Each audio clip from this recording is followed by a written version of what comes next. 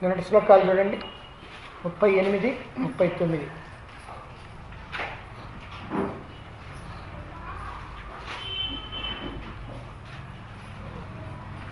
कीदृग्विधं जगदये वद सत्त्वचित्वेद्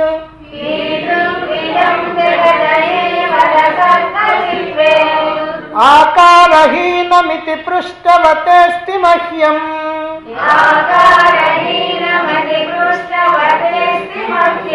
प्रत्युत्तरं किमिति ते तव मौनमेव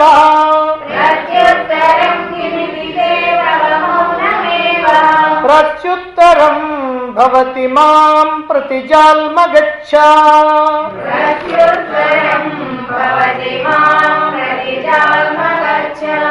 ज्ञानाग्निदग्धमपि भाति जगद्विचित्रम्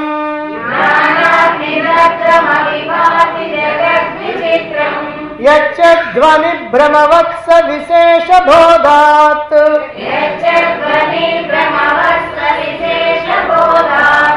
तस्मिन् भ्रमे विमधितेऽपि तथैव भाति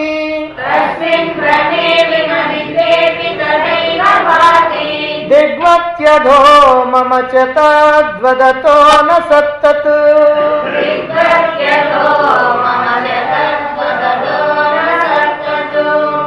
ఈ ప్రపంచం మిథ్య అని గురువు బోధించటం అయిపోయిన తర్వాత ఈ మిథ్య అయినటువంటి ఈ ప్రపంచం నువ్వు అజ్ఞానంలో ఉన్నంత వరకే కనిపిస్తుంది, నీలో అజ్ఞానం కనుక తొలగిపోయిందంటే ఇక ప్రపంచం ఉండదు, కేవలం పరమాత్మ స్వరూపంగా నీవు మాత్రమే ఉంటావు అని చెప్పడం జరిగింది. దీన్ని విన్నారు శిష్యులంతా. అందులో సాధన చేసి ముక్తిని అందుకున్నటువంటి, జీవన్ముక్తిని అందుకున్నటువంటి, ఆత్మలో సర్వకాల సర్వావస్థల్లో ఆత్మలో నిలిచినటువంటి ఆత్మానుభూతి పరుడైనటువంటి ఆ శిష్యుడు ఇప్పుడు ఈ జగత్తుని చూస్తూనే ఉన్నాడు. కాబట్టి ఆయనకి ఈ జగత్తు అదృశ్యమవుతుందన్నాడు కదా గురువు, మరి ఇంకా కనిపిస్తూ ఉన్నదే అనేటువంటి సందేహం ఉంది. అందువల్ల గురువుని ఈ ప్రశ్న వేశాడు, ఈ జగత్తంతా కూడా మిథ్య అన్నారు కదా, ఈ మిథ్య అయినటువంటి జగత్తు అజ్ఞానంలో ఉన్నటువంటి వాడికే కదా కనిపించేది, ఆత్మను తెలుసుకొని ఆత్మస్థితిలో ఉన్నటువంటి వాడికి ఈ జగత్తు అదృశ్యమవుతుంది, కేవలం పరమాత్మే కనపడుతుంది అన్నారు కదా. ఎందుకంటే పరమాత్మే ఈ జగత్తుగా కనపడతా ఉంది, భ్రమవశాత్తు అజ్ఞానవశాత్తు. ఈ ప్రపంచం కేవలం ప్రపంచం కాదు, ఇది పరమాత్మే, కానీ పరమాత్మే ఇలా ప్రపంచంలాగా కనిపిస్తూ ఉన్నది అని అన్నారు. మరి ఇప్పుడు భ్రమ పోయింది, భ్రమ పోయిన తర్వాత ప్రపంచం అదృశ్యం కావాలి కదా. తాడు చీకటిలో పాముగా కనపడుతూ ఉంది, మరి చీకటి తొలగిపోయిన తర్వాత పాము అదృశ్యం అవుతుంది కదా, ఆ తాడే కనపడుతుంది కదా. అదేవిధంగా ఇక్కడ మరి ప్రపంచం అదృశ్యమైపోయి ఆ పరమాత్మే ఎందుకు కనపడతలేదు?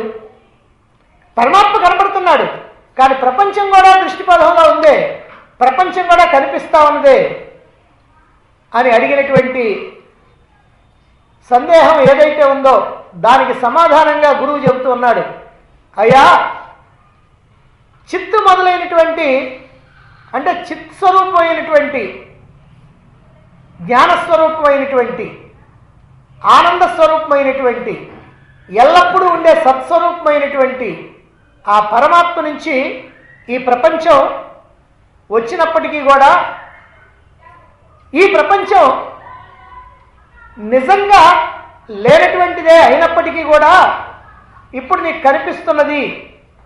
ఎందుకు కనిపిస్తున్నది అని నువ్వు అడుగుతూ ఉన్నావు. ఈ సమయంలో నువ్వు ఇలా అడుగుతున్నావంటే నీకు నా సమాధానం ఏమిటంటే మౌనమే. కనుక మూర్ఖుడా వెళ్ళు అన్నాడు. అంటే సమాధానం చెప్పాల్సినటువంటి అవసరం కూడా లేదు నీకు అని. మరి ఆయనకైతే సమాధానం చెప్పనక్కర్లేదు, కానీ మరి మిగిలినటువంటి శిష్యులకి ఆత్మానుభూతిని పొందకుండా ఇంకా సాధకులుగా ఉన్నటువంటి శిష్యులైనటువంటి వాళ్ళకి సమాధానం చెప్పాలి. ఏమని చెప్పాలి? ఇంతకుముందు చెప్పినటువంటి దానికి ఇప్పుడు దానికి సంబంధం లేకుండా ఉందే, పరస్పర విరుద్ధంగా ఉందే. ఇంతకు ముందేమో ఆత్మానుభూతి కనుక పొందినట్లయితే ఈ ప్రపంచం కనపడదని చెప్పారు. ఆత్మానుభూతి పొందినటువంటి వాడేమో ఈ ప్రపంచం నాకు కనిపిస్తుందని అంటున్నాడు.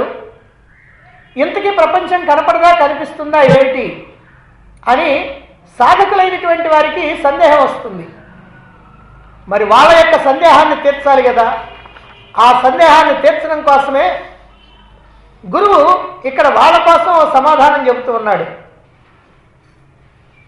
అది కూడా ఒక ఉపమానంతో, ఒక ఉదాహరణతో, వాళ్ళకి తెలిసినటువంటి ఒక విషయంతో పోల్చి కనుక చెప్పినట్లయితే బాగా అర్థమవుతుంది అనే ఉద్దేశంతో ఎక్కడా జనసంచారం లేకుండా ఉన్నటువంటి కొండ ప్రాంతాల్లో నువ్వు గనక ఏదైనా శబ్దం చేసినట్లయితే, ఒక కేక వేసినట్లయితే, పెద్దగా మాట్లాడినట్లయితే ఆ మాట నీకు మళ్ళీ ప్రతిధ్వని రూపంలో నీ చెవులకి వినిపిస్తుంది. నువ్వు ఒక్కసారి మాట్లాడినటువంటి మాట పదే పదే నీకు అలా వినిపిస్తూనే ఉంటుంది. ఇలా వినిపించినప్పుడు సామాన్యుడు ఏమనుకుంటాడంటే తాను ఇక్కడ ఏ మాటలు మాట్లాడుతూ ఉన్నాడో ఆ మాటలనే ఎగతాళి చేయటం కోసం ఆ కొండ వెనక ఎవడో ఉండి మళ్ళీ మాట్లాడుతున్నాడు అని అనుకుంటాడు. కానీ తెలిసినటువంటి వాడు ఇది ప్రకృతి సహజమైనటువంటి ధర్మం, ఇక్కడ ఇది ఏకాంత ప్రదేశం గనక, జనసంచారం లేకుండా ఉన్నటువంటి ప్రదేశం గనక, ఎక్కడ కూడా శబ్దం అనేటువంటిది రాకుండా ఉన్నటువంటి ప్రదేశం గనక, ఇక్కడ ఆకాశమే ప్రధానమైనటువంటిది గనక, ఇక్కడ గనక ఏదైనా గనక నువ్వు మాట్లాడినట్లయితే ఈ శబ్దం ఏమవుతుందనంటే అది అనంతంగా అట్లా వెళ్ళి మళ్ళీ నీకు ప్రతిధ్వనిస్తుంది, ఆ శబ్దం వినిపిస్తుంది అని చెబుతాడు. ఇలా చెప్పినప్పుడు అతను అర్థం చేసుకొని ఓహో ఆ కొండ వెనక ఎవరు లేరు, నేను మాట్లాడినటువంటి మాటలే మళ్ళీ నాకు వినిపిస్తా ఉన్నాయి అని అర్థం చేసుకుంటాడు. అర్థం చేసుకున్న తర్వాత మరైతే ఈ శబ్దాలు ఏమైనా వినిపించకుండా పోతాయా? ఇప్పుడు అంతా తెలిసింది కదా, తెలిసిన తర్వాత ఇప్పుడు మాట్లాడినటువంటి మాటలు మళ్ళీ వినిపిస్తున్నాయా, వినిపించట్లేదా అంటే వినిపిస్తూనే ఉన్నాయి. అంటే అతడు తెలివితో ఉన్నప్పటికీ కూడా ఆ శబ్దాలు మాత్రం వినిపిస్తూనే ఉంటాయి. అదే ప్రకారంగా ఇక్కడ ఈ జగత్తు కూడా నువ్వు ఒకవేళ తెలుసుకున్నప్పటికీ జగత్తు మిథ్యని, లేనిదని, అసత్యేనని తెలుసుకున్నప్పటికి కూడా అది మళ్ళీ కనిపిస్తూనే ఉంటుంది. ఎందుకు కనిపిస్తుంది అని అంటే ఈ జగత్తంతా వచ్చింది మాయ యొక్క ప్రేరణతో వచ్చింది, సమిష్టి వాసనల యొక్క ప్రేరణతో వచ్చింది. ఈ సమిష్టి వాసనల కారణంగా వచ్చినటువంటి ఈ ప్రపంచంలో మానవులంతా కూడా వాళ్ళ వాళ్ళ వెష్టి వాసనలతో పనులు చేస్తూ ఉంటారు. ఈ వాసనల్ని ఎవరైతే అనేక జన్మల్లో సుకృతం కారణంగా ఒక సద్గురువుని ఆశ్రయించి శాస్త్రాన్ని తెలుసుకొని తమ యొక్క వాసనల్ని పూర్తిగా క్షయం చేసుకుంటారో ఆ క్షయం చేసుకున్నటువంటి వాళ్ళకి ఇక మళ్ళీ జన్మంటూ ఉండదు. అంటే జన్మ రావటానికి కారణమైనటువంటి ఈ వాసనలు అనేటువంటి బీజాలు లేవు. అంతవరకు కరెక్టే. కానీ ఇప్పటిదాకా చూసినటువంటి జగత్తు కనిపిస్తుందా కనిపించదా అని అంటే కనిపిస్తూనే ఉంటుంది. అయితే మరి జగత్తు కనిపిస్తూ ఉంటే ఆత్మానుభూతి పొందినటువంటి వాడికి పొందనటువంటి వాడికి తేడా ఏమిటండి? వాడికి కనిపిస్తుంది వీడికి కనిపిస్తుంది కదా అని అంటే నిజమే, వాడికి కనిపిస్తుంది ప్రపంచం, వీడికి కనిపిస్తుంది నిజమే. కానీ సామాన్యుడైనటువంటి వాడేమో ఈ ప్రపంచాన్ని చూసి ఆశపడతాడు, వ్యామోహం చెందుతాడు, అందులోకి పరుగులు తీస్తాడు. కానీ ఆత్మానుభూతి పరుడైనటువంటి వాడు ఈ ప్రపంచాన్ని చూసినప్పటికీ కూడా ఈ ప్రపంచం రాత్రి కనిపించినటువంటి స్వప్నం లాంటిదని, గారడివాడు చూపించినటువంటి వస్తువు లాంటిదని, నీటిలో ప్రతిబింబించినటువంటి చెట్టు యొక్క పుష్పాలు ఫలాలు లాంటివని, పాము విడిచినటువంటి కుబుసం లాంటిదని, దీనివల్ల ఏ రకమైనటువంటి ప్రయోజనము నాకు లేదని, దీనికి అసలు అస్తిత్వమే లేదని, కాబట్టి దీనికోసం నేనేదో ఆలోచించాల్సినటువంటి అవసరం కానీ, ఇందులోకి పరుగులు తీయాల్సిన అవసరం కానీ, ఇందులో నుంచి నేనేదో పొందాల్సినటువంటి అవసరం కానీ ఏమీ లేదని తెలుసుకుంటాడు. అలా తెలుసుకొని ప్రాపంచికమైనటువంటి వ్యామోహాలకు చిక్కకుండా ఉంటాడు. సామాన్యుడైతే ప్రాపంచిక వ్యామోహాలకు చిక్కుతాడు, ఇది సత్యం అనుకుంటాడు. ఇతరైతే ఇది అసత్యమైనటువంటిది, ఇది లేనటువంటిది, అసత్తు, కనుక దీనిలో నేను ప్రవేశించాల్సినటువంటి అవసరం లేదు, కాబట్టి ఈ ప్రపంచం ఉన్నా నాకు మాత్రం లేనట్టే అనేటువంటి దృష్టితో దానికి దూరంగా ఉంటాడు అని గురువు మిగిలినటువంటి శిష్యుల కొరకై ఈ ఉపమానాన్ని చెబుతూ దానికి ఎందుకు ప్రపంచం కనపడుతుంది అనేటువంటి దానికి కారణాన్ని చెప్పడం జరిగింది. ఇలా చెప్పిన తర్వాత మరి ఇప్పుడు చివరిగా ఈ ప్రపంచాన్ని చూస్తూ కూడా ఈ ఆత్మానుభూతి పొందినటువంటి వాడు ఆనందాన్ని అనుభవిస్తున్నాడే, ఎలా సాధ్యమవుతుంది? ప్రపంచాన్ని చూస్తూ ఉంటే లోపల ఉన్నటువంటి ఆనందం ఇతనికి ఎలా అనుభవం అవుతుంది? మనమేం చేస్తున్నామంటే ప్రపంచాన్ని చూస్తూ ప్రపంచంలో ఉన్నటువంటి వస్తువులు, విషయాలు, వ్యామోహాలు ఏవైతే ఉన్నాయో వాటి కోసం పరుగులు తీస్తూ ఉన్నాం. అందువల్ల మనకు లోపల ఉన్నటువంటి ఆనందం మనకు ఏ మాత్రం తెలియటల్లా.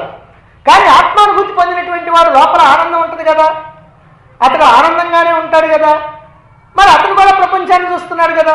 ప్రపంచాన్ని చూస్తూ లోపల ఆనందాన్ని ఎట్లా పొందుతున్నాడు అంటే అది ఇది రెండు ఎట్లా జరుగుతున్నాయి అనేటువంటి సందేహాన్ని తీర్చడం కోసం అని చెప్పి ఇప్పుడు ఇదిగో అది ఎలాగా ఆ ఆత్మానందాన్ని పొందుతున్నాడు, బయట ప్రపంచాన్ని చూస్తూ కూడా ఆత్మానందాన్ని ఎలా పొందుతున్నాడో అదిగో ఆ విషయాన్ని ఇప్పుడు తెలియజేయబోతున్నాడు. 40వ శ్లోకం చూడండి. భూమిం జలే తదపి తేజసి తచ్చవాయో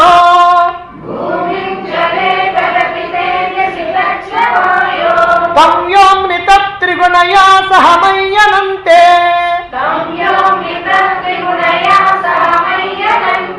పూర్ణే విలాప్య పరిశిష్టమఖండ సంవిత్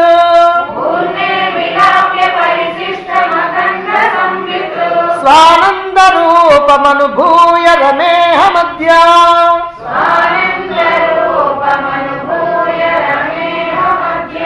భూమిం జలే తదపి తేజసి తచ్చవాయో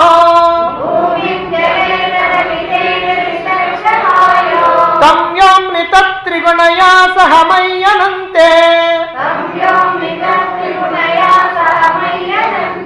పూర్ణే విలాప్య పరిశిష్టమఖండ సంవిత్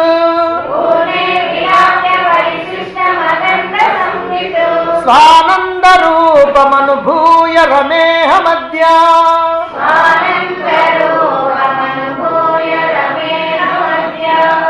భూమిం జలే, భూమినేమో నీటిలో, జలంలో అంటే నీటిలో, భూమినేమో నీటిలోను, తత్వాపి దాన్ని కూడా అంటే ఆ నీటిని కూడా తేజసి, దాన్ని అగ్నిలోను, తచ్చ వాయో, దాన్ని కూడా అంటే ఆ అగ్నిని కూడా వాయువులోను, తం వ్యోమిని, దాన్ని ఆకాశంలోను. అంటే ఇక్కడ ఏం జరుగుతుందంటే భూమినేమో జలంలో, జలాన్నేమో అగ్నిలో, అగ్నినేమో వాయువులో, వాయువునేమో ఆకాశంలో. ఈ పంచభూతాలు. ఈ వరుసలో మరొక విషయం కూడా ఉంది. భూమిని ఎప్పుడైతే జలంలో కలిపారో భూమి జలం కలిసిపోయింది. ఇప్పుడు ఈ భూమి జలం అంటే భూమిని కలుపుకున్నటువంటి జలం అగ్నిలో కలుస్తుంది, భూమిని జలాన్ని కలుపుకున్నటువంటి అగ్ని వాయువులో కలుస్తుంది, భూమిని జలాన్ని అగ్నిని కలుపుకున్నటువంటి వాయువు ఆకాశంలో కలుస్తుంది. ఇక వీటన్నిటినీ కలుపుకున్నటువంటి ఆకాశం దేంట్లో కలుస్తుందో చెప్పబోతున్నారు. తత్ త్రిగుణయా సహా, దానిని త్రిగుణాత్మకమైనటువంటి మాయతో సహా, దాన్ని అనంటే అదిగో ఆకాశాన్ని, ఆ ఆకాశాన్ని త్రిగుణాత్మకమైనటువంటి మాయతో సహా, ఇక్కడే ఉంది మాయతో సహా అనంటే ఈ ప్రపంచం దేని కారణంగా వచ్చింది? మాయ కారణంగా వచ్చింది. కాబట్టి ఇప్పుడు ఈ ప్రపంచాన్ని మాయతో సహా అనంతపూర్ణే మయి విలాప్య, అనంతము పూర్ణము అయినటువంటి నాలో లయం చేసి, ఇక్కడ నాలో అంటే ఆత్మలో, అంటే నా యథార్థ స్వరూపమైనటువంటి ఆత్మలో లయం చేసి, పరిశిష్టం మిగిలి ఉన్నటువంటి అఖండ సంవిత్ స్వానంద రూపం, అఖండమైనటువంటి జ్ఞానస్వరూపమైనటువంటి ఆనందాన్ని అంటే ఆత్మానందాన్ని అనుభవపూర్వకంగా అహం ఆద్య రమే, నేను ఇప్పుడు రమిస్తూ ఉన్నాను. ఇక్కడ ఏం చెప్తున్నారంటే భూమిని జలంలో, జలాన్ని అగ్నిలో, ఆ అగ్నినేమో వాయువులో, దాన్నేమో ఆకాశంలో, ఈ అన్నింటినీ కలుపుకున్నటువంటి ఆకాశాన్ని త్రిగుణాత్మకమైనటువంటి మాయతో సహా అనంతమైనటువంటి పరిపూర్ణమైనటువంటి నాలో లయం చేసేసుకొని, అంటే మొత్తం ఆత్మలో లయం చేసి మిగిలి ఉన్నటువంటి ఏం మిగిలింది?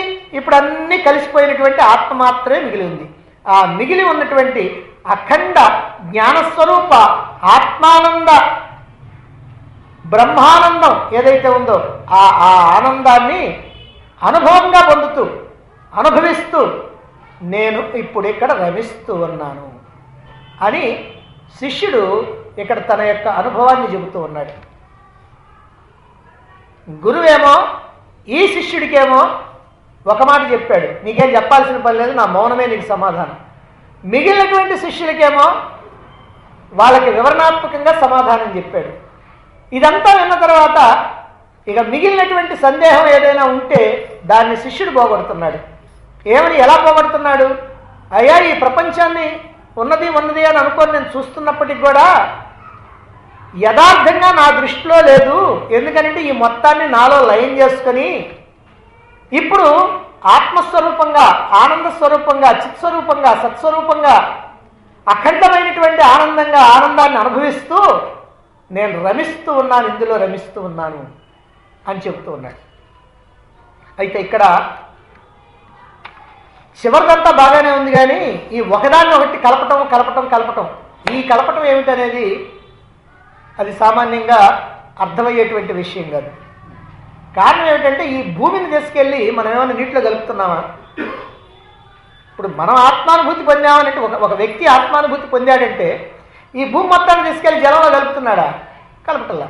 మరి ఇదేంటండి, భూమిని జలంలో, జలాన్ని అగ్నిని, వాయువుని ఆకాశాన్ని మాయతోటి సహా తీసుకెళ్ళి నాలో కలుపుకుంటున్నాను అన్నాడు కదా. ఈ మొత్తం ఇది ఎలా కుదురుతుంది, ఏమిటి కలుపుకోవటం అనేటువంటి విషయం అర్థం కాకపోయినట్లయితే ఈ శ్లోకం అవగాహన కాకుండానే ఉంటుంది.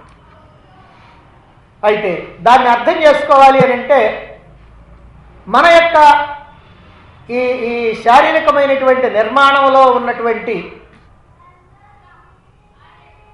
సూక్ష్మమైనటువంటి కంటికి కనిపించకుండా ఉన్నటువంటి ఈ జీవ రహస్యాన్ని తెలుసుకోవాలి. ప్రపంచం అనేటువంటిది సమిష్టి వాసనల కారణంగా నిలబడి ఉంటుంది. కాబట్టి జ్ఞాని అయినటువంటి వాడికి ప్రపంచం కనిపించదనుకోవాల్సినటువంటి పని లేదు, సమిష్టి వాసనల వల్ల నిలబడి ఉన్నది. కాబట్టి జ్ఞానికి కూడా కనిపిస్తూనే ఉంటుంది. అయితే జ్ఞానికి కనిపించినప్పటికి కూడా దాన్ని ఏమాత్రం పట్టించుకోకుండా, దానికి ఏమాత్రం విలువ ఇవ్వకుండా, ఈ ప్రపంచానికి ఏమాత్రం విలువ ఇవ్వకుండా, ప్రపంచంలోని వస్తువులకి ఏమాత్రం విలువ ఇవ్వకుండా, ఇందులో ఉన్నటువంటి రాయి, మట్టి, బంగారం అన్నిటికీ కూడా ఒకే రకమైనటువంటి విలువనిస్తూ, అంటే దేనికి విలువని ఇవ్వకుండా, గారిని వాడు చూపించేటువంటి వస్తువుకి మనం ఎట్లా విలువనిస్తాము, ఎంత విలువనిస్తాము, స్వప్నంలో కనిపించినటువంటి వస్తువులకి మనం ఎంత విలువిస్తామో, నీటిలో ప్రతిబింబించినటువంటి వృక్షం యొక్క ఫల పుష్పాలకి మనం ఎంత విలువిస్తామో, పాము విడిచినటువంటి కుబుసానికి మనం ఎంతగా భయపడుతూ ఉంటామో, అంటే ఇవన్నీ కూడా ఏమీ లేనటువంటివే, ఏమీ ఉపయోగపడినటువంటివే. అసలు యథార్థంగా వాటిని ఏమాత్రం కూడా ఉన్నట్లుగా భావించాల్సినటువంటి పని లేదు.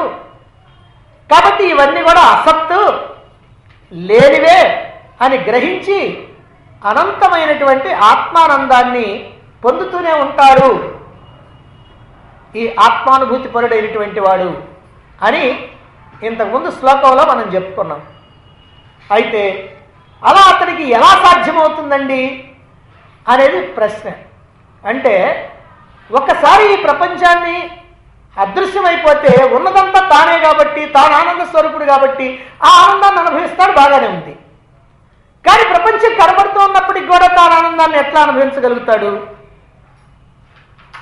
కాబట్టి ప్రపంచాన్ని చూస్తూ కూడా ఆత్మానందాన్ని ఎలా అనుభవించగలుగుతున్నాడో ఇక్కడ వివరణిస్తున్నాడు ఈ ఆత్మానుభూతి పొందినటువంటి శిష్యుడు.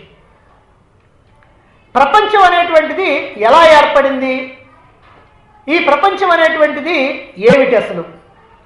ప్రపంచ అని అంటంలోనే పంచ 5 ఉన్నాయి.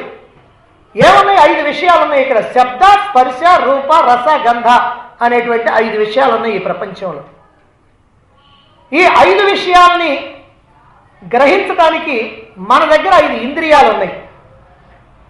వాటినే శ్రోత్రం, త్వక్, చక్షు, రసన, ఘ్రాణ అని అంటాం. శ్రోత్రం అంటే చెవి, త్వక్ అంటే చర్మం, చక్షు అంటే కన్ను, రసన అంటే నాలుక, ఘ్రాణ అంటే ముక్కు. ఈ 5 ఇంద్రియాలతో ఆ 5 విషయాల్ని మనం గ్రహిస్తూ ఉంటాం.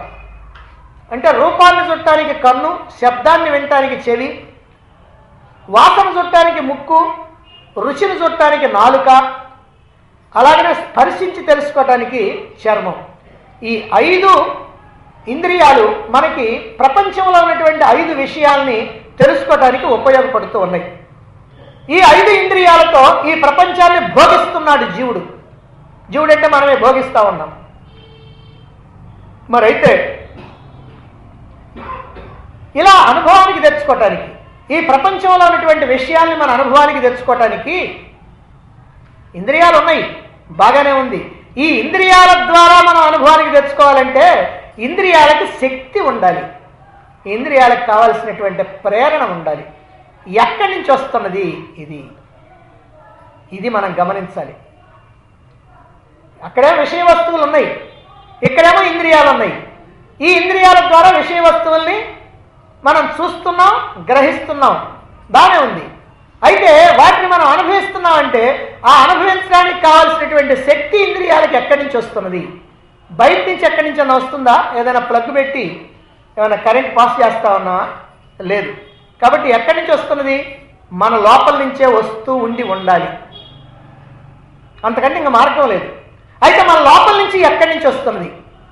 లోపల నుంచి లోపల ఎక్కడుంది, ఎక్కడి నుంచి వస్తూ ఉంది అంటే మూలాధార చక్రం నుంచి విశుద్ధం వరకు ఉన్నటువంటి చక్రాలు ఏవైతే ఉన్నాయో అదిగో వాటి నుంచే ఈ 5 ఇంద్రియాలకి శక్తి వస్తూ ఉంది. మూలాధారం, స్వాధిష్టానం, మణిపూరం, అనాహతం, విశుద్ధం అనే 5 చక్రాల నుంచి 5 ఇంద్రియాలకి ఇదిగో మనకి శక్తి వస్తూ ఉంది. అయితే ఏమిటి చక్రాలు? ఏమిటి ఇవి? ఎక్కడుంటాయి? ఈ చక్రాలనే పద్మాలు అంటారు. పద్మం అన్నా చక్రం అన్నా సంస్కృతంలో 2 ఒకటే అర్థం. అయితే ఏమిటివి అని అంటే ప్రతి మనిషికి కూడా నాడీ వ్యవస్థ ఉంది. అంటే శరీరంలో కావాల్సిన నాడులు ఉన్నాయి, కొన్ని కోట్ల నాడులు ఉన్నాయి. దీన్ని నాడీ వ్యవస్థ అంటారు. ఈ నాడీ వ్యవస్థ ఎక్కడి నుంచి ఉంటుందంటే మెదడులో ఉన్నటువంటి నాడీ కేంద్రం నుంచి విసర్జకావయం వరకు మెదడులో ఉన్నటువంటి నాడీ కేంద్రం ఇదిగో ఇదే తలభాగం అన్నమాట. అంటే అక్కడ మెదడు ఉంటుంది. ఆ మెదడులో ఉన్నటువంటి నాడీ కేంద్రం దగ్గర నుంచి ఇదిగో ఈ చివర మన 2 కాళ్ళు కలిసినటువంటి చోట, విసర్జకావయం ఉండేటువంటి చోట గుదస్థానం అని అంటారు. అదిగో అక్కడ వరకు వెన్నుపూస అనేటువంటిది ఒకటి ఉంటుంది. అనేకమైనటువంటి ఎముకలతో కలిసి ఉంటుంది. ఈ వెన్నుపూసను ఆశ్రయించుకొని ప్రధానంగా ఉన్నటువంటి ఒక నాడి ఉంది, దాన్నే సుషుమ్నా నాడి అని అంటారు. ఆ సుషుమ్నా నాడి ఇదేమో వెన్నుపూస. ఈ వెన్నుపూస లోపల కనపడకుండా సూక్ష్మాతి సూక్ష్మంగా ఒక సుషుమ్నా నాడి అనేటువంటిది ఉంటుంది. ఇదే ప్రధానమైనటువంటి నాడి.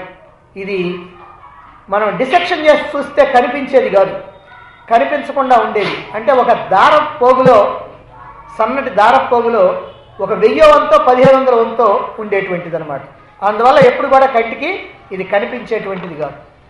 ఈ సుషుమ్నా నాడి ఎంత ప్రధానమంటే ఈ సుషుమ్నా నాడికి పేరేమిటంటే బ్రహ్మనాడి అని అంటారు, మోక్షనాడి అంటారు.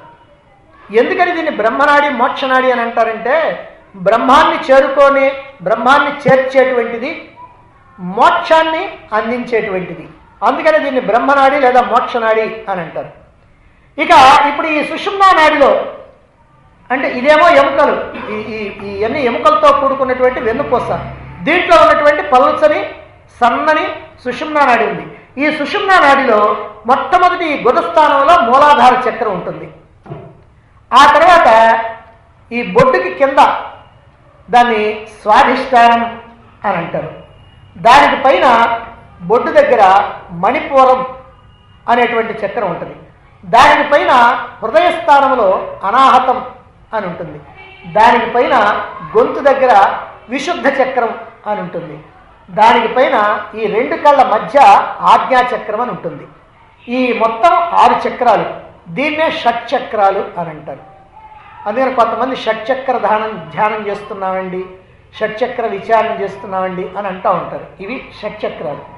అయితే ఈ షట్చక్రాలు కాక మరొకటి ఉంది శిరస్సుకు పై భాగంలో, అది సహస్రారం అంటారు. ఈ సహస్రారంలోనే పరమాత్మ ఉంటాడు. దాన్ని శ్రీ గురుమూర్తి అని అంటారు. అంటే పరమాత్మ గురువు ఇద్దరు ఒకటే అనేటువంటి ఉద్దేశంతో శ్రీ గురుమూర్తి అని అంటారు. అదిగో అక్కడ పరమాత్మ ఉంటాడు.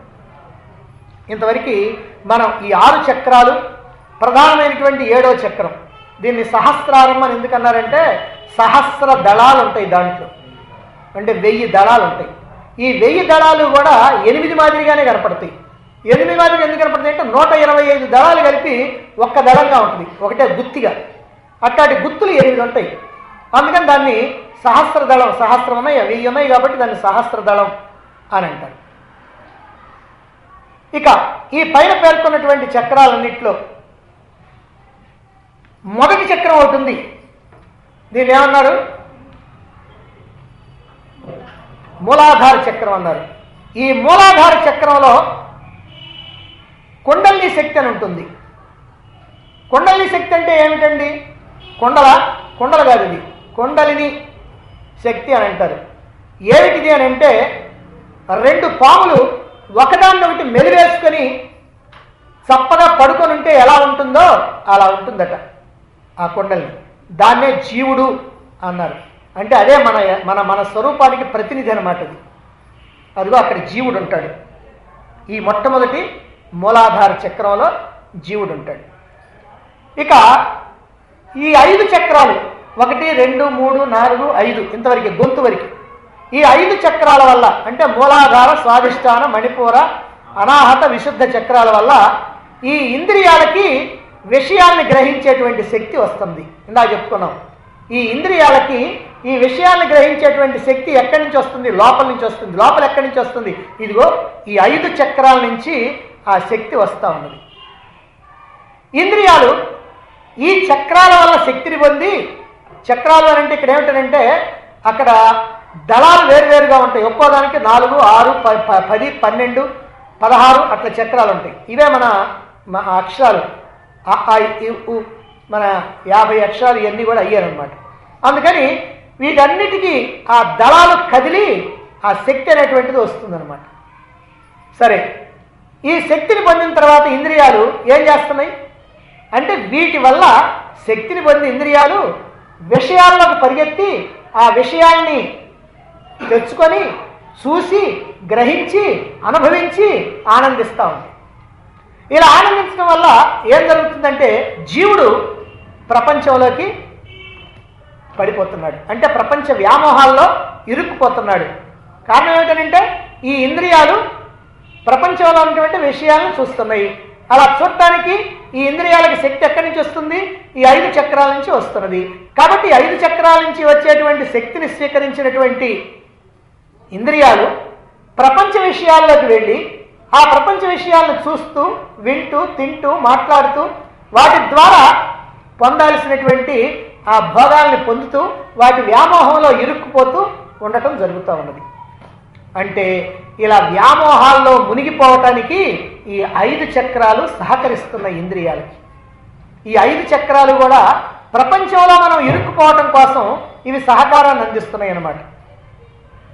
ఇక ఈ మూలాధార చక్రం ఏదైతే ఉందో దీనిది భూతత్వం. ఇక్కడ భూమి అంటే ఏంటంటే మన భూమి కాదు, ఇంత పోగేసుకునే మట్టి కాదు. మనం మొట్టమొదటి చెప్తాం తన్మాత్రలని. తన్మాత్రలు అంటే కంటికి కనపడవు.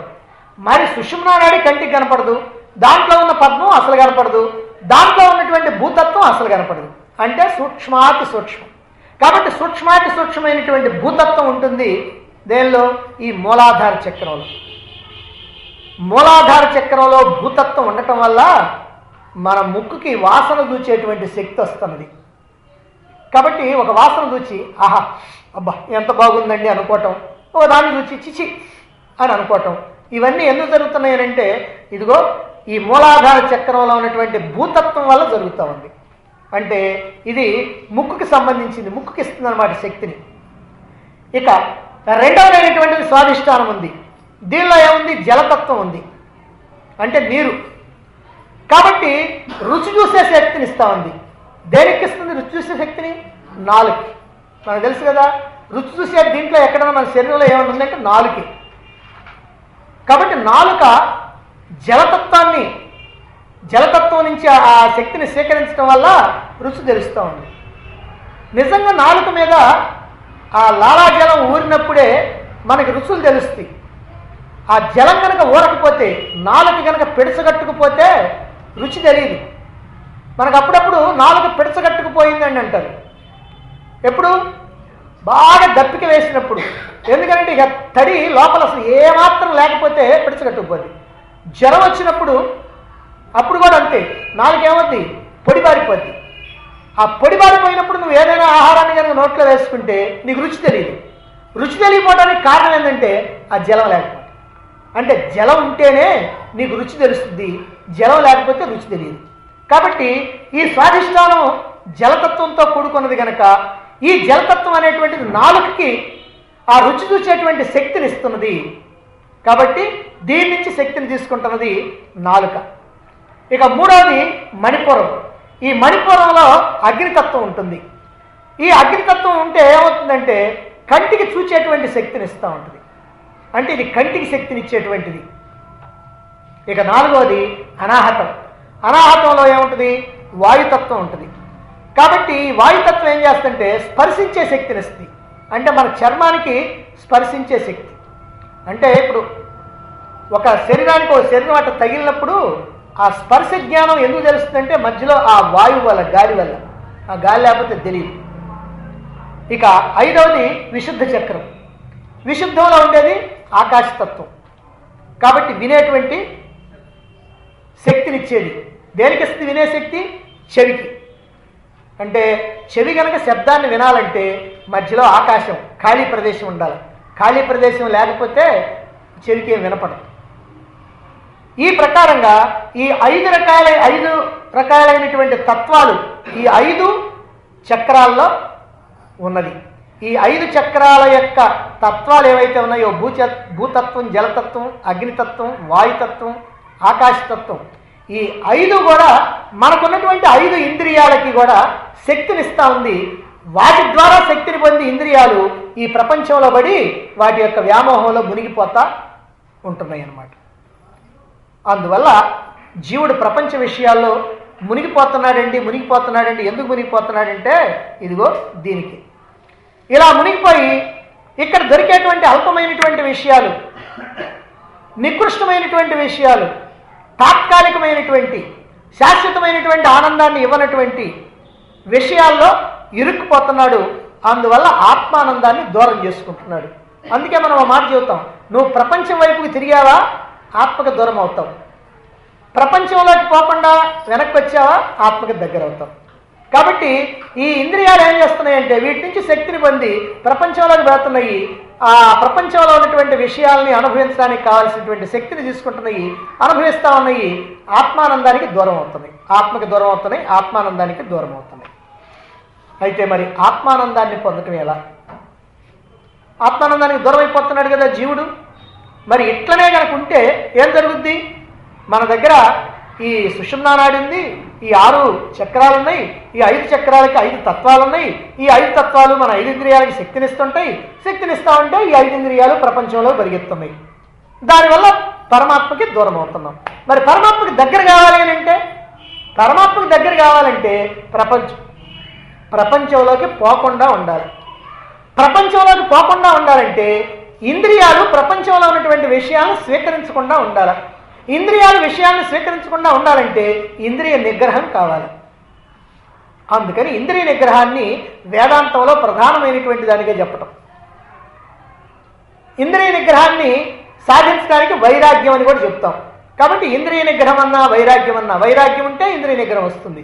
కాబట్టి ఈ రెండు కూడా మానవుడు సాధించినప్పుడే మళ్ళీ ఆత్మకి దగ్గర కాగలుగుతాడు. మానవుడు తనలో ఉన్నటువంటి ఆనందాన్ని యథార్థంగా ఎవరూ దాంట్లోకి కోర్చకుండా లోపల నుంచి ఊరేటువంటి ఆత్మానందాన్ని, ఆ బ్రహ్మానందాన్ని కనుక పొందాలి అంటే ఇంద్రియాలు విషయాల్లోకి పోకుండా వాటిని నిగ్రహించాలా. దీన్నే ఇంద్రియ నిగ్రహం అని అంటారు. ఆత్మసాక్షాత్కారాన్ని పొంది ఆత్మానుభవాన్ని అనుభవించాలి అనుకునేటువంటి సాధకుడు తన సాధనల్ని సాగిస్తున్న కొద్దీ ఇంద్రియ నిగ్రహం సాధ్యమవుతుంది. ఇంద్రియ నిగ్రహం ఎలా సాధ్యమవుతుంది? నేను ఇంద్రియాలను నిగ్రహించాలి అనుకుంటే నిగ్రహించలేడు. మరి ఎప్పుడు ఇంద్రియాలు నిగ్రహించబడతాయి అని అంటే పరమాత్మను గురించినటువంటి విషయాలు తెలుసుకొని ఆ పరమాత్మని అందుకోవటానికి సాధనలుగానే చేస్తూ ఉంటే, అలా చేయగా నీకు అర్హత వచ్చి చేస్తూ ఉన్నప్పుడు అప్పుడు ఆటోమేటిక్గా ఈ ఇంద్రియాలని నువ్వు నిగ్రహించగలుగుతావు. ఎప్పుడైతే ఇంద్రియాలను నిగ్రహించడం జరుగుతుందో విషయ వ్యామోహం తగ్గిపోతుంది. విషయ వ్యామోహం ఎప్పుడైతే తగ్గిపోతుందో దాన్నే వైరాగ్యం అని అన్నారు. అందువల్ల ఇంద్రియ నిగ్రహం, వైరాగ్యం ఈ రెండు కూడా పర్యాయ పదాలు.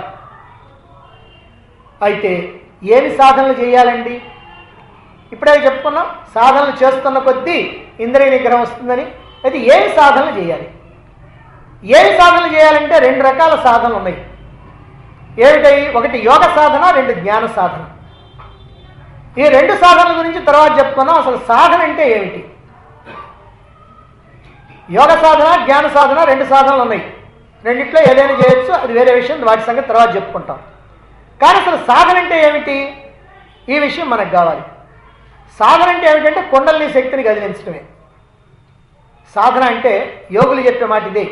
వాళ్ళు చెప్పేటువంటి మాటను పై అర్థంగానే తీసుకుంటే అబ్బో ఈ కుండలిని శక్తిని అటు పట్టుకొని మనం లాగాలేమో అని అనుకుంటాం. కుండలిని శక్తిని కదిలించడమే సాధన. అంటే ఈ సుషుమ్నా నాడిలో ఉన్నటువంటి మూలాధార చక్రంలో ఉన్న కుండలిని శక్తి దాన్ని చెప్తున్నాం. కుండలిని శక్తి అని అంటే పాము మెలికలు తిరిగి చప్పగా పడుకొని ఉంటే ఎలా ఉంటుందో అదిగో అలా ఉంటుంది అక్కడ అని చెప్పాను. పాము అనగానే చాలా ఇంత పొడుగు పాము అని అనుకోబాకండి. అది అంతా నీ కంటికి కనపడినంత. దాంట్లో ఉండే పాము ఎంత ఉంటుంది ఏమో. కాబట్టి అది ఎలా ఉంటుందనంటే మనం దాన్ని బాగా పెద్ద మైక్రోస్కోప్లో కనుక చూస్తే అదిగో ఎలా ఉంటుందో దాన్ని వర్ణించి చెప్తున్నారు అంతే. అదే మన జీవభావం. కాబట్టి ఈ మూలాధార చక్రంలో ఉన్నటువంటి ఈ కుండలిని శక్తి ఏదైతే ఉందో ఆ కుండలిని శక్తి అట్లా ముడుచుకొని చప్పగా పడుకొని ఉంటుంది. అందరిలో అట్లనే పడుకొని ఉంటుంది. ఈ కుండలిని శక్తిని కదిలించడమే సాధన. ఈ కుండలిని శక్తిని కదిలించాలి అంటే కదిలిస్తే ఏమవుతుందండి? ఈ మూలాధార చక్రంలో ఉన్నటువంటి కుండలిని శక్తి సాధన ద్వారా కదిలించబడ్డప్పుడు అది క్రమంగా స్వాధిష్టానంలోకి, అక్కడి నుంచి మణిపూరంలోకి, అక్కడి నుంచి అనాహతంలోకి, అక్కడి నుంచి విశుద్ధంలోకి, అక్కడి నుంచి ఆజ్ఞాచక్రంలోకి అలా వెళుతుంది. ఈ సన్నటి దారంలాగా ఉన్నటువంటి సుషుమ్నా నాడిలో నుంచి ఒక్కొక్క చక్రాన్ని భేదించుకుంటూ, అంటే దీన్ని చక్ర భేదనం అంటారు. ఈ చక్రాన్ని భేదించుకుంటూ అలా అలా అలా అలా అలా ఆజ్ఞాచక్రం వరకు వెళుతుంది. దీన్నే కుండలిని శక్తిని కదిలించడం అనేటువంటి సాధన అని అంటారు. ఇలా ఒక చక్రాన్ని దాటుకుంటూ చక్రభేదనం చేసుకుంటూ కుండలిని శక్తి వెళ్ళాలి అని అంటే ముందు కుండలిని శక్తి కదలాలి. అసలు కదిలితే కాదు అది పైకి పోయేది. లేకపోతే చప్పగా పడుకొని నిద్రపోతుంటే ఎట్లా కుదురుద్ది? మనం నిద్రపోయేవాడిని ఊరికి పోయిరారంటే నిద్రపోతానే ఊరికి పోతాడా? కల్లో పోతాడు. వాడిని లేపి కాస్త వాడిని రెడీ చేస్తే వాడు పోతాడు. అలాగని ఇప్పుడు దీన్ని నిద్ర లేపాలి. ఆ నిద్ర లేపటమే సాధన. దానికి ఏం చెప్పారంటే ఆ సాధనలు అంటే యోగ సాధన ఒకటి, జ్ఞాన సాధన ఒకటి. అని 2 సాధనలు ఉన్నాయి. ఈ 2 సాధనలని గురించి తెలుసుకుందాం. ఆ 2 సాధనల్లో ఉత్తమోత్తమైనటువంటి సాధన ఏమిటో కూడా తెలుసుకుందాం. ఇప్పుడు వెన్నెముకలో సుషుమ్నా నాడి ఉంది, అందరి మనం చెప్పుకున్నాం. దానికి ఇరువైపులా ఎడా పింగళ నాడులు ఉంటాయి. ఈ 2 వైపులా ఉన్నటువంటి నాడులు ఎడా పింగళ నాడులు అంటాం. ఈ నాడులు ఎక్కడి నుంచి ఉంటాయంటే ఈ గుదస్థానం దగ్గర, అంటే ఈ మూలాధార చక్రం దగ్గర, అక్కడి నుంచి అది అటు ఇది ఇటు ప్రారంభం అవుద్ది. కుడిపక్క ఎడవ పక్క పింగళ 2 నాడులు ఉంటాయి. ఈ 2 నాడులు కూడా ఎక్కడ ఓపెన్ అవుతాయి అని అంటే ఇదిగో ఈ ముక్కు రంధ్రాల దగ్గర ఓపెన్ అవుతాయి. అంటే ఇంతవరకు సుషుమ్నా నాడి ఇక్కడ దాకా ఉంటుంది, కానీ ఇవి మాత్రం ఇంతవరకు, అంటే ఆజ్ఞాచక్రానికి కింద భాగంలో అదిగో ఆ ముక్కు రంధ్రాల దగ్గర ఓపెన్ అవుతూ ఉంటాయి అన్నమాట. ఇది మనం తెలుసుకోవాలి. దేనికి తెలుసుకోవాలంటే తర్వాత ఉంది కారణం. కాబట్టి ఇక్కడ ఎడా పింగళ నాడులు 2 ఉన్నాయి. మన యొక్క శ్వాస, మనం గాలి పీలుస్తూ వదులుతుంటాం కదా గాలి, అలా పీలుస్తూ వదులుతూ గాలి మనం అట్లా చేస్తూ ఉన్నప్పుడు మనకి తెలియకుండా చేసినా తెలుస్తూ చేసినా ఈ గాలి ఏమవుతుందంటే ఈ ఎడా పింగళ నాడులు గుండా పోతా వస్తా ఉంటుంది. మనం లోపలికి పిలిచామనుకో ఈ గాలి అట్లా లోపలికి పోద్ది. ఎక్కడ దాకా పోద్ది? మూలాధార చక్రం దాకా పోద్ది. మళ్ళీ మనం వదిలినప్పుడు మళ్ళీ పైకి వచ్చేస్తూ ఉంటుంది. కాకపోతే పీల్చేటప్పుడేమో ఆక్సిజన్, గాలిలో ఉన్నటువంటి ఆక్సిజన్ ఏమో ఇక్కడ స్వీకరించడం జరుగుద్ది. వదిలేటప్పుడేమో అప్పుడే అక్కడికి తయారైనటువంటి కార్బన్ డైఆక్సైడ్ బయటికి పోద్ది. నిరంతరం ఇది రోజుల్లో జరిగిపోతూనే ఉంటుంది. మనం నిద్రపోయేటప్పుడు, మేలుకొని ఉన్నప్పుడు జరిగిపోతూనే ఉంటుంది. చచ్చిపోయినప్పుడు తప్ప బ్రతికున్నంతకాలం జరుగుతూనే ఉంటుంది. ఈ శ్వాస అనేది ఆడుతూనే ఉంటుంది. అంటే మనలో ఈ గాలి, ఇప్పుడు గాలిని మనం ఏమంటామంటే ఇక లోపలికి పోతే ప్రాణశక్తి అని అంటాం. బయట ఉంటే గాలి, లోపలికి పోతే దాన్ని ప్రాణశక్తి అని అంటాం. అంటే ప్రాణశక్తి ఈ 2 ముక్కు రంధ్రాల ద్వారా ఈ ఎడా పింగళ నాడుల్లో సంచరిస్తూ ఉంటుంది. అంటే పైకి కిందకి పైకి కిందకి పైకి కిందకి అలా సంచరిస్తూ ఉంటుందన్నమాట. ఇలా సంచరించేటువంటి ఈ ఈ ప్రాణవాయువుని, ఈ ప్రాణశక్తిని దీంట్లోకి పంపించాలా, ఈ మూలాధార చక్రంలోకి పంపించాలా. ఈ మూలాధార చక్రంలోకి ఎట్లా పంపిస్తామంటే ఇక్కడ 2 వాల్వ్స్ ఉంటాయి. ఇటు ఎడా వైపు ఒకటి, పింగళ వైపు ఒకటి, 2 వాల్వ్స్ అంటే ద్వారాలు ఉంటాయి. ఈ ద్వారాలు ఎప్పుడు తెరుచుకుంటాయి అంటే బాగా ప్రెషర్ తోటి కనుక గాలి వస్తే తెరుచుకుంటాయి. ప్రెషర్ లేకుండా మామూలుగా కనుకుంటే అవి అట్లానే ఉంటాయి, లోపలికి గాలిపోదు. అందువల్ల మనం మామూలుగా కనుక గాలి పీలుస్తూ వదులుతూ ఉంటే, అంటే మనం మామూలుగా చేస్తే అంతే కదా, మామూలుగా గాలి పీలుస్తూ వదులుతూ ఉంటే ఎప్పుడు కూడా ఈ ఎడా పింగళ నాడుల్లో సంచరిస్తే కానీ ప్రాణశక్తి ఈ లోపలికి సుషుమ్నా నాడిలోకి రాదు. సుషుమ్నా నాడిలోకి వస్తే కానీ ఇక్కడ ఉన్నటువంటి ఈ కుండలి శక్తిని కదిలించడానికి వీల్లేదు. ఈ మూలాధారంలో ఉన్నటువంటి కుండలి శక్తి కదలటానికి వీల్లేదు. మరైతే అది ఎట్లా కదులుద్దండి అంటే ఇప్పుడు చాలా బలంతో ఆ ద్వారాలని తెరవాలి. ఆ బలంతో ద్వారాలను తెరవాలంటే మనం ప్రాణాయామం చేయాలి. ఈ ప్రాణాయామంలో ఏం చేస్తామంటే 2 ఉన్నాయి. అంటే పూరకం, రేచకం, అంటే పీల్చటం, వదలటం. ఈ 2 మనకు తెలుసు. కానీ కుంభకం అంటే పీల్చినటువంటి గాలిని అలా బిగబట్టి నిలపటం, తర్వాత కొంతసేపటికి వదలటం, వదిలిన తర్వాత కొంతసేపు బిగబట్టి పీల్చకుండా ఉండటం. ఈ పీల్చిన దాన్ని బిగబట్టానేమో అంతర్కుంభకం అంటారు. వదిలిన తర్వాత లోపలికి పీల్చకుండా కాసేపు కనుక ఆపితే దాన్ని ఏమో బహిర్కుంభకం అంటారు. ఇది అంతర్కుంభకం, అది బాహ్య కుంభకం. ఈ అంతర్కుంభకం, బాహ్య కుంభకం 2 కూడా ఎప్పుడైతే మనం జరుగుతూ ఉంటాయో, బాహ్య కుంభకం జరగకపోయినా అంతర్కుంభకం కనుక జరిగితే ఏమవుతుందంటే మనం లోపల పీల్చినటువంటి గాలి ఈ ఎడా పింగళ నాడుల్లో నుంచి వచ్చింది కదా, ఇలా వచ్చినటువంటి గాలి ఇక్కడ దాకా వచ్చిన తర్వాత మనం ఎప్పుడైతే బిగబట్టి అట్టి పెట్టామో ఇక అది పైకి రావడానికి వీలు లేక దాని దారి చూసుకుంటుంది. ఆ దారి చూసుకునేటప్పుడు ఏమవుద్ది? ప్రెషర్. ఆ ప్రెషర్ వల్ల ఏమవుతుందంటే ఇక్కడ వాల్వ్ తెరుచుకుంటుంది. ఆ వాల్వ్ తెరుచుకున్నప్పుడు దీంట్లోకి వచ్చేస్తుంది. దీంట్లోకి వచ్చినప్పుడు దానికి చలనం, అంటే నిద్ర లేపటం అనమాట. అంటే అంతర్కుంభకం ద్వారా దీన్ని నిద్ర లేపటం జరుగుతుంది. ఇక దీన్ని నిద్ర లేపిన తర్వాత ఏం జరుగుద్దండి అని అంటే ఈ బుధస్థానం దగ్గర ఉన్నటువంటి మూలాధార చక్రంలో ఉన్నటువంటి కుండలిని శక్తి ఈ ప్రాణశక్తి చేత కొంచెం కదిలించబడుతుంది. అలా కదిలించబడటమే యోగ సాధన. ఇలా కదిలించిన తర్వాత ఇక పైకి తీసుకెళ్ళాలి. ఇంతవరకైతే ప్రాణాయామం సరిపోద్ది. మరి ఏమండి ప్రాణాయామంతో అది పైకి పోద్దా? ఇహబోదు. అంతవరకు దాన్ని నిద్ర లేపటం వరకు మాత్రం ఈ ప్రాణాయామం. ఇక తర్వాత ఏమిటంటే చక్ర భేదనానికి సంబంధించినటువంటి షట్చక్ర భేదనానికి సంబంధించినటువంటి సాధన ఉంటుంది. సాధన అంటే ఆ సాధన ఏమిటంటే ఊరికి నేను సూక్ష్మంగా చెప్తాను. మనం ధ్యానానికి కూర్చున్నప్పుడు ఈ ప్రాణాయామం చేస్తూ ఈ ప్రాణాయామంలో ఈ కుంభకాన్ని చేస్తూ ఆ కుంభకాన్ని చేసినప్పుడు మన యొక్క దృష్టి అంతా కూడా అదిగో ఈ గాలి అంటే మనం పీల్చినటువంటి ప్రాణశక్తి అదిగో ఆ మూలాధారంలోకి పోయింది. ఆ మూలాధారంలో ఉన్నటువంటి దీన్ని కదిలిస్తూ ఉన్నది అనేటువంటి భావన చేస్తూ అక్కడ మన దృష్టిని నిలపాలి. ఈ నిలిపేటప్పుడు నీకున్నటువంటి ఏకాగ్రతను బట్టి అది కొంచెం కదలటం ప్రారంభమవుతుంది.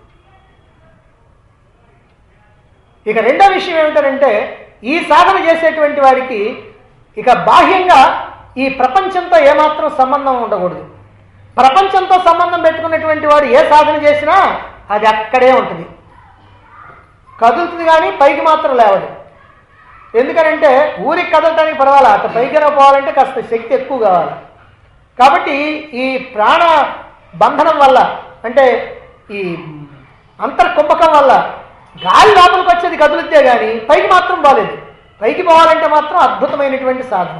ఈ సాధన ఏమిటంటే ప్రపంచంతో సంబంధం ఉండకూడదు, దేని మీద వ్యామోహం ఉండకూడదు. ఈ ప్రకారంగా అది ఒక పెద్ద అసిధారావృతం లాగా దాన్ని కనుక చేస్తే అప్పుడు ఇది చిన్నగా కదలటం ప్రారంభమవుద్ది. ఒక్కో చక్రంలోంచి ఒక్కో చక్రంలోంచి ఒక్కో చక్రంలోకి పోద్ది. మళ్ళీ ఇలా పోయేటప్పుడు నువ్వు గనక ఆరోగ్యవంతుడి అయితేనే ఇది కదులుద్ది. నీకు ఆరోగ్యం కనుక లేకపోతే ఇట్లా కనుక కూర్చోలేక ఒక్కరు అట్ట వంగామనుకో అది అక్కడ ఆగిపోద్ది. అంటే ఈ మార్గంలో ఈ సన్నటి దారంలాగా ఉండేటువంటి ఈ మార్గంలో నీ జీవుడు కొండల్ని కదులుతూ ఉంటే నువ్వు కనుక అట్లా స్ట్రైట్గా కూర్చొని నీ దృష్టి ఎప్పుడు అట్లనే ఉండాలి. గంట సేపు అయినా సరే ఎటుపక్కకి కూడా ఒక్క క్షణం కూడా అలా పోకూడదు. అలా పోకుండా అట్లా కనుక ఉన్నట్లయితే అప్పుడు ఇది కదులుద్ది. అది ప్రపంచ విరక్తి, ప్రపంచ వ్యామోహం లేకుండా ఉన్నప్పుడు మాత్రమే. ఇలా కదిలి అలా అలా అలా చివరికి ఇదిగో ఈ ఆజ్ఞాచక్రంలో బొద్ది. అంతవరకు ఈ సాధన. ఆజ్ఞాచక్రం నుంచి సహస్రారానికి పోయేటువంటి సాధన ఇక్కడ లేదు. దానికి మళ్ళీ వేరే సాధన ఉంది. ఇక్కడి నుంచి అక్కడికి మళ్ళీ 7 స్టేషన్లు ఉంటాయి, రైల్వే స్టేషన్లు. ఈ 7 స్టేషన్లు దాటిపోవాలి. ఆ విషయాన్ని మనం పక్కన పెట్టేసేద్దాం. అయితే ఇప్పుడు ఈ యోగ సాధన గురించి ఒకసారి మనం కనుక ఆలోచించినట్లయితే ఎలాంటిది అంటే ఇది ప్రమాదకరమైనటువంటి సాధన. ఏమిటి ప్రమాదకరమైనటువంటి సాధన అంటే నువ్వు చక్కగా గురువు దగ్గర తెలుసుకోకపోయినట్లయితే, అసలు గురువుని కనుక నువ్వు పరిపూర్ణంగా సేవించకపోయినట్లయితే ఈ సాధన నువ్వు ఇరుక్కుపోతావు. అంటే సాధన నీకు ఉపయోగపడకపోగా నీకు చాలా ప్రమాదం కూడా ఉంది. అందువల్ల గురువుని నువ్వు దైవంలాగా చూస్తే లాభం లేదు. దైవం కంటే ఎక్కువగా అంటే ఇంకా చెప్పాలనంటే నీ ఇంట్లో ఉన్నటువంటి నీ భార్య కన్నా, నీ బిడ్డల కన్నా, నీ తల్లిదండ్రుల కన్నా, నీ భర్త కన్నా, అందరికన్నా, అందరినీ కలిపిన దానికన్నా ఎక్కువగా గురువుని చూడాలి. ఆ గురువు చెప్పినటువంటి దాన్ని అలాగ పాటించాలి. 100 మాటలు చెప్తే ఒక్క మాటే కదండి నేను తప్పింది, 99 మాటలు విన్నాను కదండి, అది కూడా గురువు ఏదో గమ్మత్తుగా చెప్పాడని అనుకోని నేను వినలేదు కానివ్వండి అని అంటే కుదరదు. 100 వినాల్సిందే. ఇది పెద్ద ప్రమాదం. ఎందుకు ప్రమాదం అంటే మన బుద్ధి అట్టాడిది కాదు కాబట్టి. అందుకని ఆ రకమైనటువంటి నిష్ఠతో చేయాలి. ఇక రెండో విషయం ఏమిటంటే గురువు చెప్పిన తర్వాత నాకు అంతా అర్థమైపోయిందని అనుకొని ఆయన 4 సాధనలు చేస్తే 5வது కూడా నువ్వు ఇంటి దగ్గర కూర్చొని సొంతంగా చేసావంటే ఏమవుతారంటే ఈ కుండలి శక్తి కదిలి వచ్చిన తర్వాత దాన్ని ఎట్లా పైకి పంపించాలో తెలియదు. అలా పంపించాలో తెలియకపోయినప్పుడు ఇప్పుడు నీకు ఈ శ్వాస ఆత్మ ఆగిపోద్ది. అంటే ప్రాణాపాయం వస్తుంది. మళ్ళీ ఎవరైనా దానికి సంబంధించినటువంటి వాడు వస్తేనే ఒక నాడిని నొక్కుతాడు. ఆ నాడిని నొక్కినప్పుడే మళ్ళీ నీకు ప్రాణం మళ్ళీ కొట్టుకుంటుంది, లేకపోతే అట్టించటి. ఇది ఓ పెద్ద ప్రమాదకరమైనటువంటి సాధన. కాబట్టి లోకంలో చాలామంది అంటే బుద్ధి కాస్త పనిచేసేటువంటి వాళ్ళు ఈ సాధన జొలిగిపోరు. పూర్తిగా బుద్ధి మందమైనటువంటి వాళ్ళు మాత్రమే ఈ సాధన వైపుకు పోతారు. ఇక రెండవది, కుండలిని శక్తిని కదిలించేటువంటి రెండవ సాధన ఉంది. దీన్ని ఏమంటారంటే జ్ఞాన సాధన అంటారు. అయితే ఈ జ్ఞాన సాధన ఏమిటంటే ఈ యోగ సాధనలాగా ప్రమాదకరమైనటువంటిది కాదు.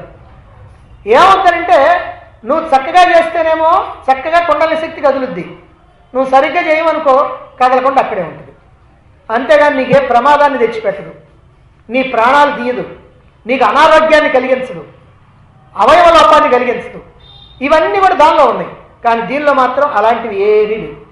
కాకపోతే నువ్వు ఏం చేయాలి, కరెక్ట్గా ఈ కుండలిని శక్తిని నువ్వు కదిలించాలంటే ఏం చేయాలి అని అంటే ఉపనిషత్తుల యొక్క జ్ఞానాన్ని, వేదాంత జ్ఞానాన్ని, వేదాలకు అంతంలో ఉన్న ఉపనిషత్తులు కాబట్టి ఉపనిషత్తుల జ్ఞానాన్ని, ఆత్మజ్ఞానాన్ని, బ్రహ్మజ్ఞానాన్ని ఒక సద్గురువు వద్ద శ్రద్ధతో శ్రవణం చేస్తూ, మనన నిధిధ్యాసనలు చేస్తూ, శ్రవణం చేస్తూ మనన నిధిధ్యాసనలు చేస్తూ ఆ గురువు చూపించినటువంటి మార్గంలో నీవు గనక నడుస్తూ, గురువు మీద విశ్వాసంతో ఉంటూ, గురువు మీద భక్తి శ్రద్ధలతో ఉంటూ నువ్వు గనక ఈ సాధనలు గురు సమక్షంలో గనక చేస్తూ అలా ఉన్నట్లయితే ఏమవుతుందంటే ఈ మూలాధారంలో ఉన్నటువంటి కుండలిని శక్తి దానంతటదే కదులుద్ది. నీవు కుండలిని శక్తి కలిసి చూడక్కర్లేదు, ఈ సుషుమ్నా నాడి కలిసి చూడక్కర్లేదు, ఈ చక్రాల కలిసి చూడక్కర్లేదు, అసలు వాటి గురించి తెలుసుకోక్కర్లేదు. నువ్వు ఏది తెలుసుకోకపోయినా నీలో ఉన్నటువంటి కుండలిని శక్తి కదులుద్ది ఎప్పుడైతే నువ్వు జ్ఞానాన్ని అందుకుంటూ ఉన్నావు. జ్ఞానాన్ని అందుకుంటూ ఉంటే, జ్ఞానాన్ని అందుకోవటం అంటే ఊరికి విని మర్చిపోవటం కాదు. తెలియకపోతేనేమో వినాలి, తెలుసుకోవటం కోసం వినాలి, గుర్తుండటం కోసం మననం చేయాలి, అనుభవానికి రావడం కోసం నిధిధ్యాసనం చేయాలి. కాబట్టి ఈ మూడు శ్రవణ మనన నిధిధ్యాసనలు ఈ మూడు కనుక చేస్తూ ఉన్నట్లయితే ఆ జ్ఞానం నీ సొంతం అవుద్ది. ఆ జ్ఞానం ఎప్పుడైతే నీ సొంతమైందో నీకు తెలియకుండానే కుండలిని శక్తి కదులుతుంది. ఇలా కుండలిని శక్తి ఎప్పుడైతే ఇక్కడ కదులుతుందో క్రమక్రమంగా చక్రభేదనం చేసుకొని మూలాధారం నుంచి స్వాధిష్టానం, స్వాధిష్టానం నుంచి మణిపూరం, మణిపూరం నుంచి అనాహతం, అనాహతం నుంచి విశుద్ధం, విశుద్ధం నుంచి చివరికి ఆజ్ఞాచక్రం ఇలా వెళుతుంది. ఇలా చక్రభేదనం చేసుకొని వెళుతూ ఉంది. ఇది జ్ఞాన మార్గంలో సాధన. ఇది ప్రమాదరహితమైనటువంటి సాధన, బుద్ధిని ఉపయోగించి చేయాల్సినటువంటి సాధన. బుద్ధి లేనటువంటి వాడికి మాత్రం ఇది కుదరదు, బుద్ధి లేనటువంటి వాడికి అదే. కానీ బుద్ధి ఉపయోగించుకోగలిగినటువంటి వాడికి ఈ సాధన. ఇక ఈ సాధనలో ఎవరైతే అర్హత కలిగినటువంటి శిష్యుడు, అంటే ముందుగా శిష్యుడికి అర్హతలు ఉండాలి. అర్హత కలిగినటువంటి శిష్యుడు గురుసేవ చేసి, గురు బోధ విని, గురు సమక్షంలో సాధన చేస్తూ ఆ గురువు యొక్క వాక్యాల్ని తూచా తప్పక పాటిస్తూ ఉంటాడో అతడిలో ఉన్నటువంటి కుండలిని శక్తి మూలాధారం నుంచి కదిలి స్వాధిష్టానంలోకి వెళుతుంది. అయితే ఇక్కడే ఇప్పుడు మనకు కావాలి ఈ శ్లోకంలో చెప్పినటువంటి మాట. ఎప్పుడైతే మూలాధారం నుంచి ఈ కుండలిని శక్తి కలిగి స్వాధిష్టానంలోకి పోయిందో అప్పుడు మూలాధారంలో ఉన్నటువంటి భూతత్వం స్వాధిష్టానంలో ఉన్నటువంటి జలతత్వంలో కలిసిపోద్ది. భూమిని జలంలో కలపండి అని అంటే అదనమాట. ఇప్పుడు భూమిని జలంలో కలపండి అంటే మూలాధార చక్రంలో ఉన్నటువంటి భూతత్వం అంటే భూమి ఇక్కడ స్వాధిష్టానంలో ఉన్నటువంటి జలంలో కలిసిపోద్ది. ఎప్పుడు కలుసుద్ది? ఇదిగో ఈ కుండలిని శక్తి స్వాధిష్టానానికి వస్తే, ఇప్పుడు కుండలిని శక్తి స్వాధిష్టానం నుంచి మణిపురానికి వచ్చిందనుకోండి, అప్పుడేమవుతుందండి? అప్పుడేమవుతుందంటే భూతత్వం కలిసినటువంటి జలం, ఈ జలం స్వాధిష్టానంలో ఉన్నటువంటి స్వాధిష్టానం నుంచి మణిపూరంలో ఉన్నటువంటి అగ్నితత్వంలో కలిసిపోతుంది. ఇది జలం అగ్నిలో కలవటం అంటే. ఆ తర్వాత మణిపూరంలో ఉన్నటువంటి కుండలిని శక్తి అనాహతంలోకి అంటే హృదయ స్థానంలో ఉన్నటువంటి అనాహతంలో కనుక వెళ్ళిపోతే ఇక్కడ ఉన్నటువంటి భూమి జలము కలిసినటువంటి అగ్నితత్వం ఈ అనాహతంలో ఉన్నటువంటి వాయుతత్వంలో కలిసిపోద్ది. ఇక కుండలిని శక్తి ఈ అనాహతం నుంచి విశుద్ధానికి పోయిందనుకోండి, అప్పుడేమవుతుంది? ఈ మొత్తం 4 కలిసినటువంటి ఈ 3 కలిసినటువంటి వాయుతత్వం ఇది ఇక్కడ విశుద్ధంలో ఉన్నటువంటి ఆకాశతత్వంలోకి వచ్చేస్తుంది. ఇంతవరకు అర్థం చేసుకుంటే భూమి జలంలో జలం, అగ్నిలో అగ్ని, వాయువులో కలవటం అంటే వాయువు ఆకాశంలో కలవటం అంటే ఇది. ఇంతవరకు శ్లోకంలో చెప్పినటువంటి మొట్టమొదటి మాటలు అన్నమాట. అయితే ఇప్పుడు ఇక్కడ ఏముంది? ఆకాశం ఉంది. ఈ ఆకాశంలో ఏముంది? భూమి ఉంది, నీరు ఉంది, అగ్ని ఉంది, వాయువు ఉంది. వీటన్నిటిని కలిపినటువంటి ఈ ఆకాశం కేవలం ఆకాశం మాత్రమే కాకుండా ఈ విశుద్ధ చక్రంలో ఉన్నటువంటి కుండలిని శక్తి ఎప్పుడైతే ఆజ్ఞాచక్రానికి పోయిందో, ఆ ఆజ్ఞాచక్రానికి పోయినప్పుడు ఇవన్నీ కలిసినటువంటి ఈ ఆకాశతత్వం ఏమవుద్దనంటే మాయ, త్రిగుణాలతో కూడుకున్నటువంటి మాయతో సహా, తర్వాత చెప్పినటువంటి వాటి త్రిగుణాలతో కలిపినటువంటి ఈ మాయతో సహా ఈ ఆకాశం అనేటువంటిది ఏమవుతుందనంటే సరాసరి వెళ్ళి ఓంకారంలో కలుస్తుంది. జ్ఞాన మార్గానికి యోగ మార్గానికి తేడా ఏమిటంటే ఇక్కడి నుంచి ఇక్కడికి పోద్ది కుండలిని శక్తి, అంటే ఆజ్ఞాచక్రం వరకు పోద్ది కుండలిని శక్తి.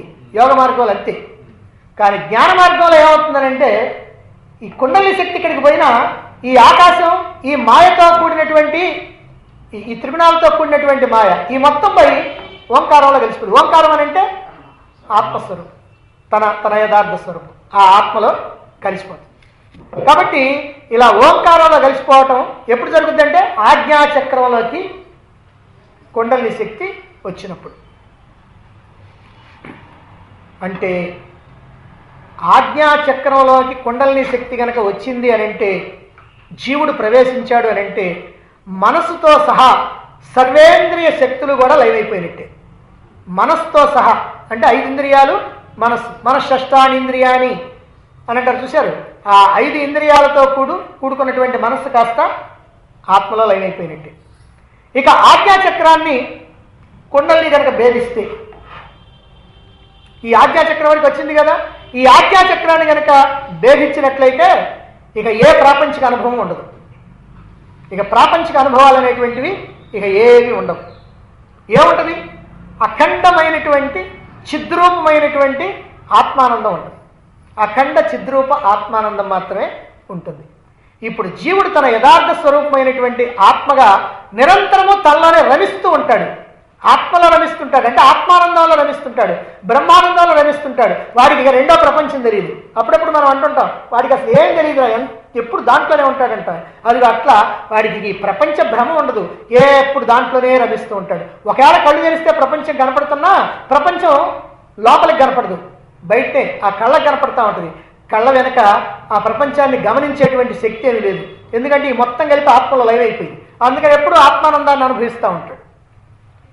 ఇప్పుడు ప్రపంచం ఉన్నా అతనికి లేనట్టే. అది అంటే ఇంత దూరం వచ్చిన తర్వాత ఇప్పుడు మీకు అర్థం కావాల్సింది ఏంటంటే ప్రపంచం కనిపిస్తున్నా అతనికి లేనట్టే. కనుక ఏమంటే ప్రపంచం నీకు లేదు, అదృశ్యం అవుద్ది అని అంటే అసలు అదృశ్యం అవుద్దా కనపడుద్దా? ఒకటి క్వశ్చన్. కనపడతానే ఉంటుంది అని రెండోది.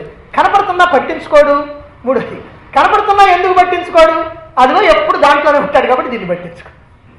అంటే ఎప్పుడు కూడా ఆత్మానందంలోనే రమిస్తూ ఉంటాడు కనుక జ్ఞానికి ఈ ప్రపంచం ఉన్నప్పటికీ కూడా ప్రపంచ స్పృహ లేదు అనేటువంటి విషయం ఇక్కడ అర్థమవుతుంది. ఈ విధంగా మనకి ఇక్కడ చెప్పినటువంటి భూమి జలంలో, జలం అగ్నిలో, అగ్ని వాయువులో, వాయువు ఆకాశంలో, ఆ ఆకాశం త్రిగుణాలతో కూడినటువంటి మాయతో సహా అనంతమైనటువంటి పరిపూర్ణమైనటువంటి ఆత్మస్వరూపంలో ఓంకారంలో అంత లయమైపోయి ఇప్పుడు ఇతడు ఆత్మానందాన్ని నిరంతరం కూడా రమిస్తూ ఉంటాడు. ఈ ప్రపంచ స్పృహ అంటూ ఏమీ లేకుండా. అది ఈ శ్లోకంలో చెప్పినటువంటి భావం. దీంతో జీవుడు ఏ ప్రకారంగా మోక్షాన్ని అందుకున్న తర్వాత, జీవుడు మోక్షాన్ని అందుకున్న తర్వాత ఎలా ఉంటాడు, అసలు ఈ ప్రపంచంతో మనకున్నట్టుగా ఏమైనా సంబంధం లేదు, మనకున్నట్టు కాకపోయినా కాస్తన్నా ప్రపంచం ఏదైనా కొద్దిగా ఏమి లేదు, ప్రపంచ స్పృహ లేకుండా ఎల్లప్పుడూ ఆనందంలో ఉంటాడు అనేటువంటి విషయాన్ని చెప్పడం జరిగింది. ఇక ఆత్మానుభవాన్ని గురించి మరి తర్వాత శ్లోకాలు చెప్పబోతున్నారు, మనం రేపు చెప్పుకుందాం.